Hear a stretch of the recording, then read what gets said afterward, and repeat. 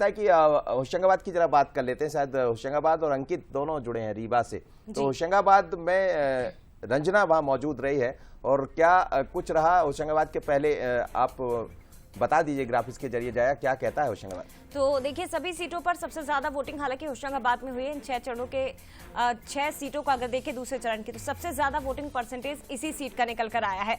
अब बीजेपी को बड़ी जीत मिलने की उम्मीदें होशंगाबाद से हो रही है, क्योंकि यहाँ प्रधानमंत्री नरेंद्र मोदी खुद पहुंचे थे। नरेंद्र मोदी जिन्होंने यहाँ प्रचार प्रसार किया था, तो ऐसे बहुत महत्वपूर्ण है।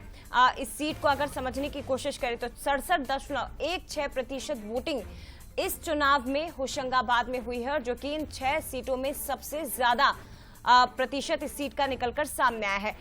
इसी के साथ 2019 के मुकाबले 7% कम मतदान जरूर हुआ, लेकिन 6 सीटों को अगर देखें तो सबसे ज्यादा मतदान प्रतिशत रहा, लेकिन फिर भी यहां पर भी वोटिंग परसेंटेज घटा है। मनोज जी बिल्कुल, और क्यों घटा है तो समझ लेते हैं। जरा रंजना जुड़ी है हमारे साथ। रंजना, क्या कहेंगे आप? वोट का प्रतिशत बाकी स्थानों की अपेक्षा देखें, बाकी लोकसभा की तो ठीक रहा, लेकिन फिर भी 7% कम हो गया। इसका लाभ मतलब इसका नफा नुकसान किसके खाते में जाएगा? जी मनोज जी, अगर होशंगाबाद सीट की बात कर ली जाए तो मतदाता हमेशा ही होशंगाबाद सीट पर मतदान करने में आगे रहे हैं, क्योंकि साल 2019 के मतदान प्रतिशत की बात कर ली जाए तो यहाँ पर 74 यानी 75% के करीब मतदान प्रतिशत रहा था। लेकिन इस बार साल 2024 में अगर कहा जाए तो 7% की जो गिरावट है वो दर्ज हुई है। और इसके पीछे की अगर एक बड़ी वजह बताया जाए तो वो वही है कि इसमें 2019 के मुकाबले की अगर इस बार मतदान प्रतिशत में कमी की बात करी जाए तो वो ये है कि इस मतदाताओं में बहुत ज़्यादा उत्साह नहीं दिखाई दिया। दूसरी बात ये भी है कि कांग्रेस के जो कार्यकर्ता हैं वो भी बहुत ज़्यादा उत्साहित नजर नहीं आए मतदाताओं को घर से निकालने में। और तीसरी बात ये है कि एक तरफा चुनाव होना भी एक बड़ी वजह है मतदाताओं में उत्साह की कमी को लेकर, क्योंकि उनको पता था कि पूरी तरह से ये जो चुनाव है एक तरफा लग रहा है। और यही वजह है कि जो मतदाता है वो बहुत कम संख्या में अपने घरों से बाहर की वजह क्या नजर आती है? एक तरफा आप कह रहे हैं, एक तरफा की वजह?